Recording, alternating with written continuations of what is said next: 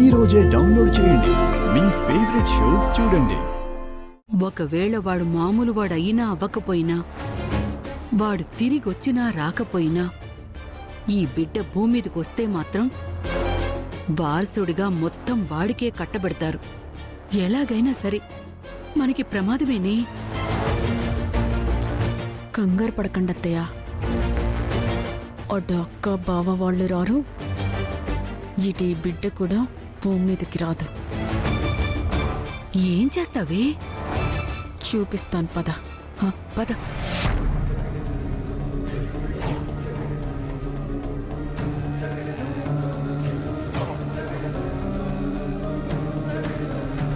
అత్తయ్య, మీరు కిందకి వెళ్ళి ఎవరైనా వస్తున్నారేమో చూడండి.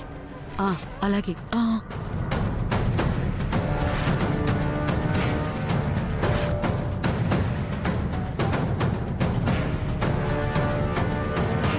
కానీ కానీ కానీ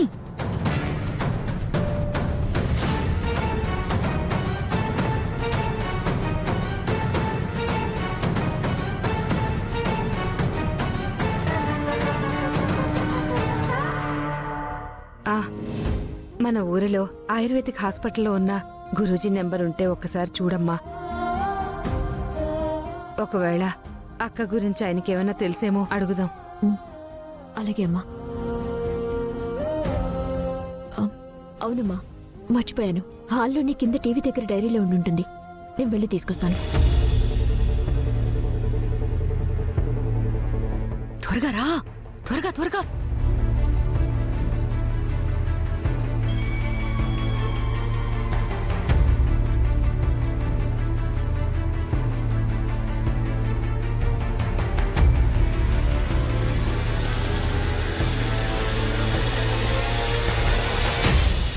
త్వరగా రా.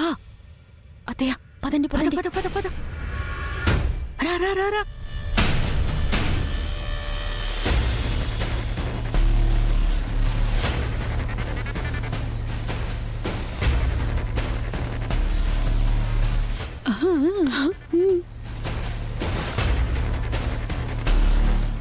పడు పడు.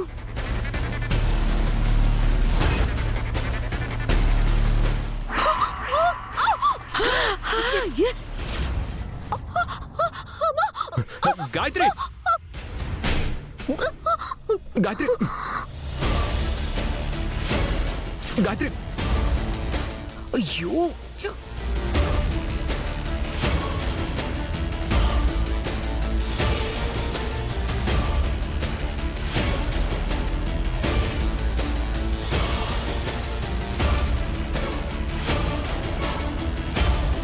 అమ్మ గాయత్రి,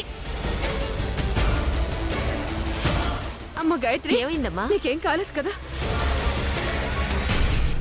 అమ్మ గాయత్రి, ఎంత ప్రమాదం తప్పిందమ్మా. అమ్మా గాయత్రి, చూసుకోవాలి కదమ్మా. కొద్దిలో ఎంత ప్రమాదం జరిగేది. అయినా నువ్వు అలా కడుపుతో ఉండి ప్రతిసారి అలా మెట్లు దిగొద్దని చెప్పాను కదా. సమయానికి నువ్వు రాబట్టి సరిపోయిందిరా. నిజంగా ఈ ప్రమాదాన్ని ఊహించుకోలేకపోతున్నావు. ఈ ప్రమాదం జరిగి ఉంటే ఎంత నష్టం జరిగి ఉండేది. ఇలా రా రా. వెళ్ళమ్మా.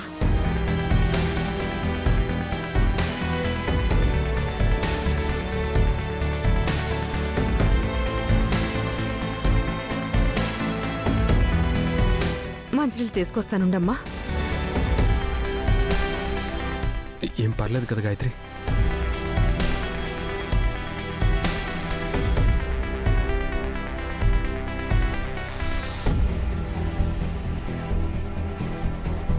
పద పద. పదండి. మంచినీళ్ళు తాగు. అయ్యయ్యో, ఏం జరిగిందమ్మా? అత్తయ్య, ఏం జరిగింది? గాయత్రి మెట్ల మించి పడబోయింది. అయ్యో, ఏంటి వాసుకి, ఏం జరిగింది? ఏమయ్యా, గాయత్రి మెట్ల మించి పడబోయిందటయ్యా. ఏంటమ్మా ఇది? ముందు వెనక చూసుకోవాల్సిన అవసరం లేదా? కడుపుతో ఉన్నావు, జాగ్రత్తగా ఉండాలి కదా. అవును గాయత్రి, ఇప్పటికే అన్నయ్య వదిన కనిపించట్లేదని ఎంతో బాధపడుతున్నాము. ఈ టైంలో నీకేమైనా జరిగితే ఇంట్లో వాళ్ళందరూ ఎంత టెన్షన్ పడతారో చెప్పు.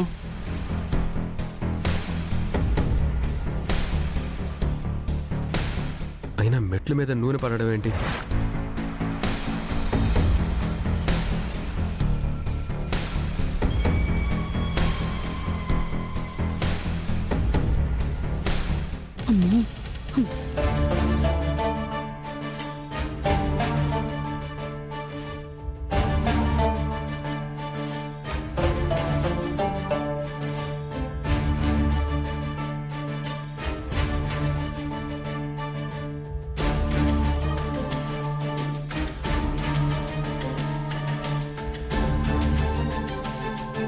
రంగయ్య, రంగయ్య!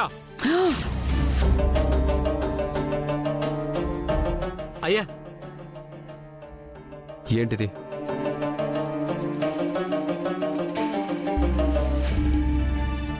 మెట్ల మీద ఈ ఆయిల్ ఏంటి? సరిగ్గా చూసుకోవడం రాదా? ఫ్లోర్ క్లీన్ చేసేటప్పుడు ఎక్కడ ఏముందో తెలియట్లేదా? అది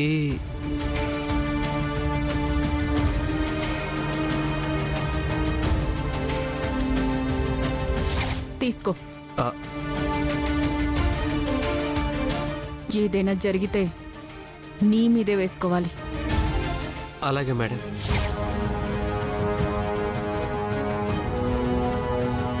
అయ్యా, అది పూజా సామాగ్రి సర్దుతూ దీపారాధనకి ఆయిల్ తీసుకొస్తుంటే అనుకోకుండా కింద పడిందయ్యా. నాదే పొరపాటు. చూసుకోలేదయ్యా, నన్ను క్షమించండి అయ్యా. రంగయ్య, ఇక నుంచి అలాంటి పొరపాట్లు జరగకుండా జాగ్రత్తగా చూసుకో. అలాగేనమ్మా. ఈ ఇంట్లో కడుపుతో ఉన్న మనిషి ఉంది. అలాగే అమ్మా.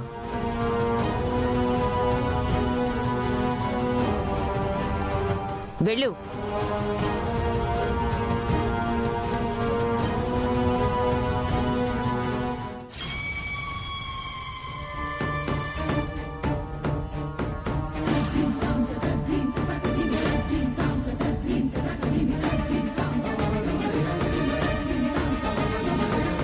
బాలా అన్నయ్య, ఎక్కడి నుంచి వస్తున్నావు? సుందరి పొలం పనులకు వెళ్తుంది కదా, తనకు ఆకలి వేస్తుందని తినడానికి తీసుకెళ్ళా. ఆయన నువ్వు ఎక్కడికి వెళ్తున్నావు? ఎక్కడికి లేదన్నయ్య, ఇంట్లో ఎవ్వరూ లేరు, ఏమీ తోచడం లేదని ఇలా బయటకు వచ్చాను. అవునా, సరే అయితే మామిడి తోటకెళ్ళి ఆడుకుందాం. హాయ్.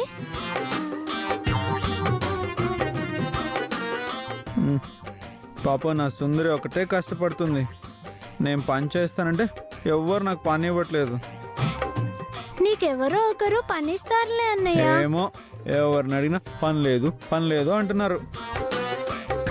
ఏమయ్యా, మొక్కలకి నీళ్లు పెట్టడానికి మనిషి కావాలని చెప్పాను కదా.